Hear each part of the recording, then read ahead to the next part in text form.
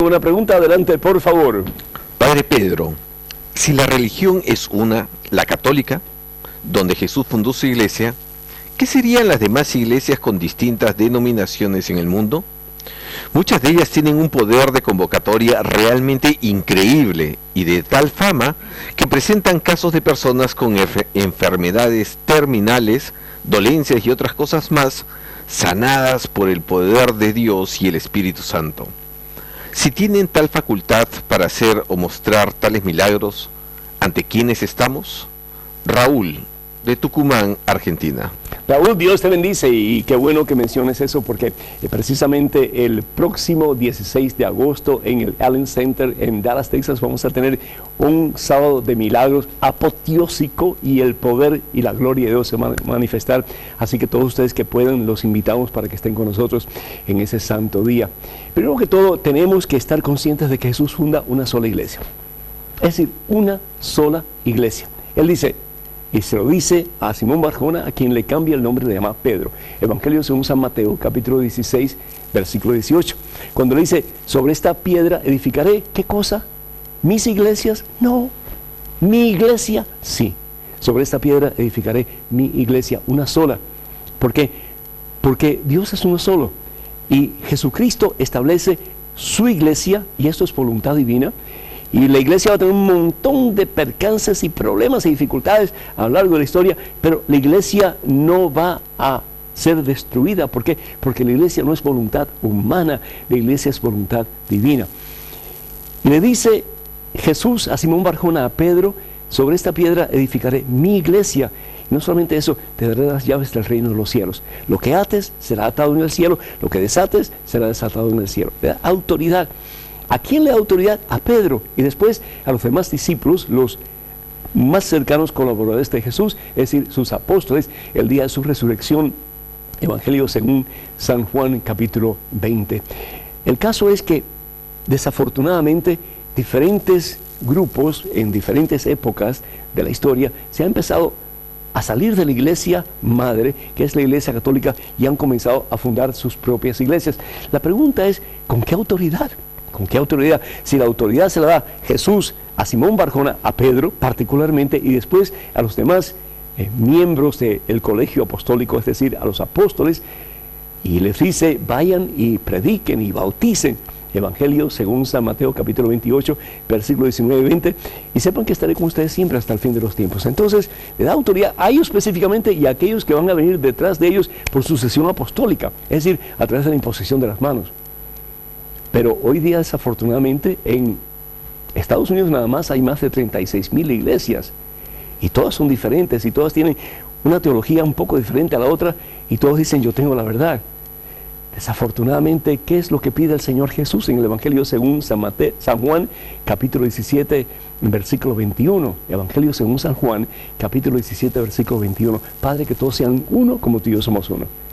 Mi pregunta es, ¿quieres tu papá que tus hijos estén todos divididos? ¿Quisieras tu mamá que tus hijos estén todos divididos? Por supuesto que no. Jesús dice entonces, si ustedes que son malos saben cosas buenas darle a sus hijos, ¿cuánto más mi Padre Dios no querrá lo mejor para ustedes? ¿Y qué es lo mejor para ustedes? Que nos amemos. La primera carta de San Pablo a los Corintios, el capítulo 10, el versículo 26, ¿qué es lo que dice San Pablo? Todo está permitido, pero no todo es provechoso. Es decir, ¿permite Dios que haya división en su iglesia, es decir, en su cuerpo?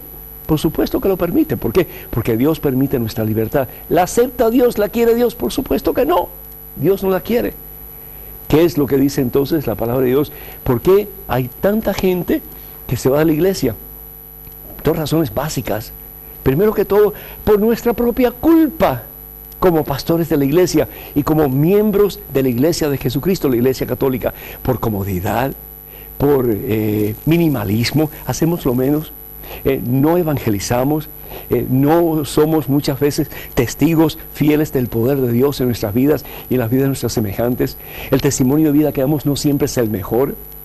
Estamos mucho más preocupados nosotros por nosotros mismos que por la ayuda a los demás, por buscar almas para Cristo. Nos olvidamos que estamos en el negocio de salvar almas para el Señor. Y por lo tanto, por nuestra comodidad, por nuestra mediocridad en nuestra relación con el Señor, hay gente que se va para otros lados buscando una misa, qué sé yo, no una misa, pues una misa o un servicio más activo, más alegre, porque a veces los nuestros son un poquito aburridos, hermanos. Pero culpa nuestra es. Es decir, tenemos lo más maravilloso en la Eucaristía, que es el mismo Dios que se nos da por amor, y sin embargo, ay, como verdad, no hombre, ¿qué es eso? Y la otra razón es por culpa de aquellos que se van, porque no toman el tiempo para conocer a fondo las enseñanzas de la iglesia. Porque se dejan llevar por cualquiera que les dice, mira, aquí va a estar mejor, aquí se canta mejor, aquí se alaba mejor, y ahí se van. Pero con una teología muy mal fundada de su propia iglesia. Y por eso dice San Pablo en su segunda carta a Timoteo, en el capítulo 4, versículos del 3 al 4, lo siguiente, y esto es duro, pero lo dice la palabra de Dios, y tenemos nosotros que por lo menos pues tratar de meditar sobre esto, ¿no? Pero ¿qué es lo que dice la palabra de Dios? Fíjense, y con esto termino. Pues llegará un tiempo en que los hombres ya no soportarán la sana doctrina, sino que se buscarán maestros según sus inclinaciones. Sí, crecen estas iglesias, pero no es voluntad de Dios. Dice, hábiles de captar su atención, sí, mucha música, mucha alabanza, etc. Pero esta gente que se va de la iglesia cerrarán sus oídos a la verdad y se volverán hacia puros cuentos. Esto no digo yo, esto lo dice la palabra de Dios, lo dice Santa Biblia, lo dice San Pablo. Padre, que todos sean uno como tú y yo somos uno. Pide al Señor Jesús en el monte de Getsemaní, cuando estaba a punto de ir a su pasión y al suplicio de su cruz, que todos sean uno. Entonces, Padre, el mundo creerá que tú me has enviado. Hay que orar mucho, hermanos, por la unidad de la iglesia. Y orar mucho para que nosotros comencemos de verdad a ser verdaderos discípulos de Cristo Jesús, poniendo en práctica lo que el Señor nos pide, que es que seamos como Él y que busquemos almas para llevarlas a los pies de Cristo Jesús. Tenemos en este momento un correo electrónico. Adelante con la pregunta, por favor. Padre Pedro, ¿un sacerdote o un obispo puede negarle la comunión en la boca a una persona que se arrodilla y exigirle que se ponga de pie y reciba la comunión en la mano? ¿Puede un obispo o párroco decir que no se debe recibir la comunión de rodillas? Dios lo bendiga abundantemente. Cruz Janet, de Colombia. Cruz, muchísimas gracias. Un obispo puede pues decir que las personas que vienen a recibir la Santa Comunión, que no lo hagan de rodillas sino de pie. Sí, él tiene la potestad para hacerlo. ¿Puede un sacerdote pedir que no se haga de rodillas, que se haga de pie? Sí, tiene la potestad de hacerlo, sobre todo si el obispo da esa autorización. Es decir, la prefectura para el culto divino, la congregación para el culto divino de la Santa Sede, da al obispo local, al ordinario local, la potestad, la autoridad para delinear los medios litúrgicos con que se va a celebrar especialmente la Santa Eucaristía. Ahora, también pues la congregación pide a los obispos que inteligentemente actúen según su conocimiento pastoral y según su sentido pastoral, para que todo lo que hagan sea para el bien de sus fieles, para que ellos puedan tener una relación más íntima y estrecha con nuestro Señor y Salvador Jesucristo. Entonces, la Santa Sede tenemos que estar conscientes de que está abierta a el recibir la comunión de rodillas o la comunión de pie, es decir, no hay ningún problema en cualquiera de los dos medios. Entonces, pues los obispos, si realmente van a estar en acorde con la Santa Sede, pues lo más natural es que ellos también acepten lo que la Santa Sede expone como posibilidad, a no ser que sea algo que realmente pues el obispo local sabe algo que no saben los demás obispos, y entonces él tiene la libertad de decir, pues no se hace así, se hace de esta otra manera, y eso es respetado. Es una cosa maravillosa, hermanos de la Iglesia Católica, que hay un respeto enorme en lo que se refiere a los pastores locales, porque ellos al fin y al cabo delante de Dios tienen que responder por sus acciones. Me gustaría muchísimo que nos llamen. El teléfono en Estados Unidos es el 1-800-221-9460. 1-800-221-9460. Y llamadas internacionales, por favor, marquen el número 1-205-271-2980. 1-205-271-2980. Vamos a una pequeña pausa, regresamos en cuestión de momentos. Así que, hermanas y hermanos, por favor, no se vayan, quédense con nosotros.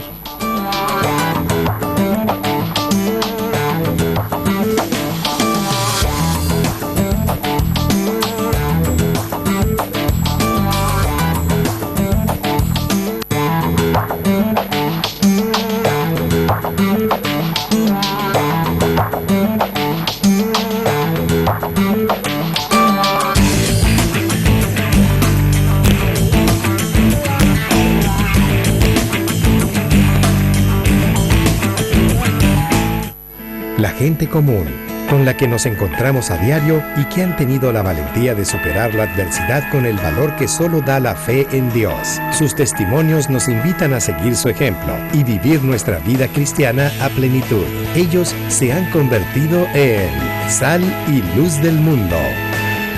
El Padre Alonso, con paciencia y buen humor, contesta las dudas que tiene Teo sobre la fe católica. Teo se divierte aprendiendo sobre los santos, el Evangelio y muchas cosas más, respondiendo preguntas en la computadora. Tú también puedes aprender y divertirte junto a Teo y sus amigos. Bendita sea tu pureza, y eternamente lo sea, pues todo un Dios se recrea en tan graciosa belleza. A ti, celestial princesa, Virgen Sagrada María, te ofrezco en este día alma, vida y corazón. Mírame con compasión, no me dejes, Madre mía. Amén.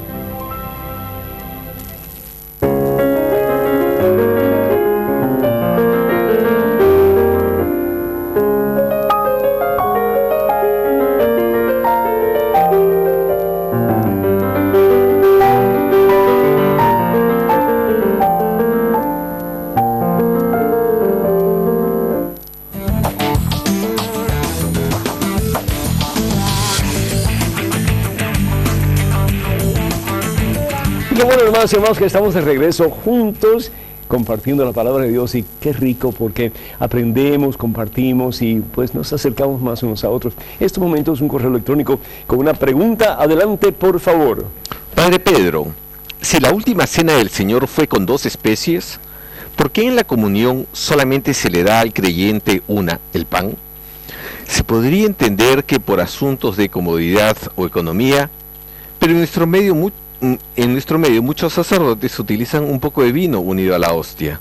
Raúl, de Manizales, Colombia. Raúl, muchísimas gracias. Dios te bendiga. Ante todo, no es por comodidad que el sacerdote opta por dar solamente el cuerpo de Cristo. Estamos conscientes de que cuando el Señor Jesús celebra la última cena, que es la primera misa realmente que se celebra, Jesús la celebra con sus más cercanos discípulos, que son sus apóstoles. Y en el Evangelio según San Lucas, capítulo 22, versículos 19 y 20, dice la palabra de Dios que Jesús toma el pan y da gracias y lo parte diciendo: esto es mi cuerpo. Es decir, aquí está mi ser, aquí está la totalidad de mi vida, aquí está todo yo. Y hace lo mismo con el cáliz que tenía vino. Jesús está celebrando la Pascua judía, pero Jesús añade estas maravillosas palabras al rito judío y le da una nueva dimensión, y la nueva dimensión que Jesús le da es decirle a sus más cercanos colaboradores: este soy yo que me entrego por amor a ustedes, este es mi cuerpo y esta es mi sangre. Los sacerdotes en el mundo entero tienen la opción de dar la comunión bajo las 2 especies, a no ser que el ordinario local, es decir, el obispo, lo impida. Pero tenemos la opción de dar bajo las 2 especies, es decir, el cuerpo del Señor, que es el pan eucarístico, la hostia consagrada, y la sangre del Señor, que es el vino consagrado, que ya no es vino y ya no es pan, sino que es el cuerpo y la sangre del Señor. O lo puede hacer de una sola forma, dando el cuerpo del Señor, dando la hostia consagrada. Y en esa hostia consagrada, en ese pan vivo bajado del cielo, que el sacerdote da a la feligresía, ahí está la totalidad de Jesús. Ahí está su cuerpo, enseña a la iglesia, ahí está su sangre, ahí está su humanidad, ahí está su divinidad, ahí está su alma. Y cuando nosotros damos el cuerpo de Cristo, y iba a decir yo solamente, y no puedo decir solamente porque lo estamos dando todo, estamos dando la totalidad de Dios. Es decir, estamos dando al mismo Dios en ese pan consagrado, en ese pan del cielo, al fin y al cabo, que es el cuerpo del Señor, que lo tiene todo en ese pedacito de pan consagrado, la totalidad de Dios. Entonces no es ni por comodidad, ni por economía, sino que existen, de acuerdo a la iglesia, estas dos opciones. Bendito sea Dios. Quiero decirles, hermanas y hermanos, en este momento recibimos una llamada de Consuelo Rosales de Texas. Pido oración por la novia de su hijo que está en estado de coma. Tiene 5 días sin despertar y necesita pues mucha oración, y pedimos al Señor que en este momento toque el Señor el corazón, la mente, el cuerpo de la novia de tu hijo, Consuelo, y que si es la voluntad de Dios, y así lo pedimos con todo nuestro corazón, que ella pueda revivir, salir del estado de coma y experimentar salud plena, salud abundante, en el nombre de Cristo Jesús y por su preciosísima sangre. Bendito sea Dios. Y también Ernesto de Ocala, Florida, pregunta por carta, ¿qué significa Deus meus et omnia? Deus meus et omnia, y significa mi Dios y mi todo. Mi Dios y mi todo. Qué hermoso que nosotros podamos decir con María Santísima, mi Dios y mi todo. Esclavo tuyo, Señor, esclava tuya, hasta el último suspiro de mi vida, y todo tuyo, tus tubos, para siempre, para toda la eternidad. Tenemos muchísimas llamadas, benditos a Dios, muchísimas preguntas, doy gracias a Dios. Esta dice así: Padre, ¿por qué los evangelios de María Magdalena y otros discípulos no son aceptados por la iglesia y no aparecen en la Santa Biblia? Yo creo que son seguidores y hombres de Dios y que son escritos verdaderos. Y esta pregunta la hace Ana, y la razón básica es porque estos libros nos fueron aceptados por la iglesia cuando la iglesia compuso el Nuevo Testamento, y como resultado la Biblia entre el 375 y 395, porque la iglesia fue inspirada por el Espíritu Santo, y fue el Papa Dámaso quien dio la orden a San Jerónimo que recopilara los libros que finalmente iban a ser aprobados por la iglesia, no solamente como inspirados por Dios, pero como palabra de Dios. Y al fin y al cabo la iglesia tiene la potestad de hacerlo, porque la iglesia se le prometió, el mismo Jesús le prometió el guía del Espíritu Santo hasta el fin de los tiempos. En estos momentos tenemos una llamada de José de Maryland. José, ¿me escuchas, mijo? Sí, padre, le escucho. Bienvenido, José, adelante, por favor. Sí, la pregunta que quiero que me haga, son dos, pero si no puede contestarme las dos, pues que sea una. ¿Puede un sacerdote negarle un servicio religioso a una persona que se ha suicidado? Es decir, comprendo. Un amigo mío se suicidó. Sí. Entonces vino un hermano de él y Juan del sacerdote ahí de mi parroquia, que le hiciera una misa de cuerpo presente. Él se le negó rotundamente, le dijo que no podía. ¿Y qué hizo tu amigo? Le dijo al amigo que no podía hacerle la misa de cuerpo presente porque esa persona era posible que no se enterrara ni en el cementerio, sino que era posible en el monte. Mira, yo creo que mi hermano sacerdote tiene que instruirse un poquito más, porque la iglesia no solamente acepta que la persona que se suicida pueda ser enterrada en Campo Santo, es decir, en el cementerio, y tener la Santa Misa, que al fin y al cabo es el mismo Jesús que se ofrece al Padre por el perdón del alma de esta persona que se suicidó. Y segundo, si bien es cierto que el suicidio es un pecado serio porque atentamos contra algo que no nos pertenece, que es la vida que le pertenece a Dios, también la iglesia habla de la importancia de creer en la misericordia de Dios.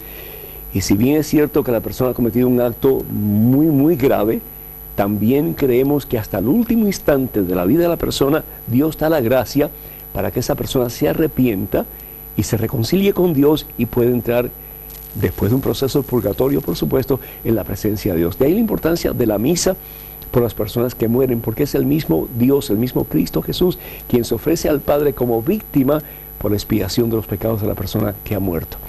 Entonces, qué pena que ese sacerdote haya dicho eso, porque no es correcto. Entonces, pedimos por el alma de esta persona que se suicidó.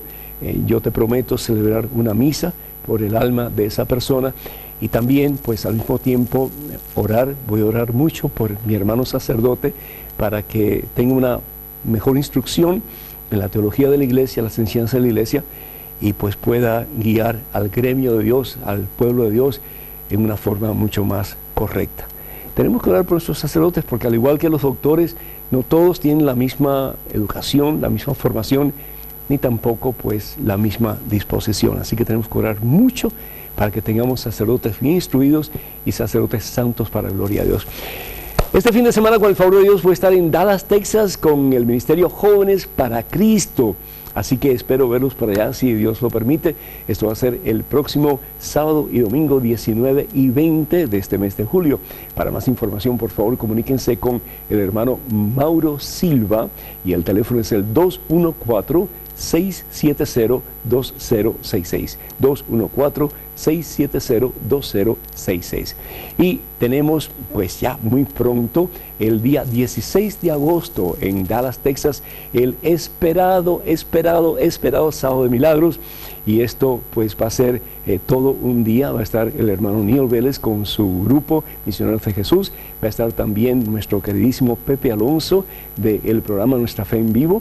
Va a estar el padre Eduardo González de Dallas, Texas, y este servidor, el padre Pedro Núñez. Para más información, por favor, comuníquense ya al teléfono 214-527-4839. 214-527-4839. Hermanos y hermanos, muchísimas gracias por su sintonía. Me gustaría mucho también que ustedes visitaran la tienda de regalos de mensaje. Hay muchísimas cosas lindas para regalar y también para ustedes mismos. Vayan a regalosdemensaje.com y ahí van a encontrar muchísimas cosas hermosas. Les recordamos sus oraciones por este ministerio de WTN y Radio Católica Mundial, y también les invitamos para que sean partícipes de la fuente de ingreso de este ministerio que está haciendo tanto bien y salvando a tantas almas. Sus donaciones son más que bienvenidas. Que la bendición de Dios Todopoderoso, Padre, Hijo y Espíritu Santo, descienda sobre cada uno de ustedes, sobre sus seres queridos, y esté con ustedes por siempre. Hermanas y hermanos, que pasen un día muy feliz y hasta el próximo miércoles. Dios primero.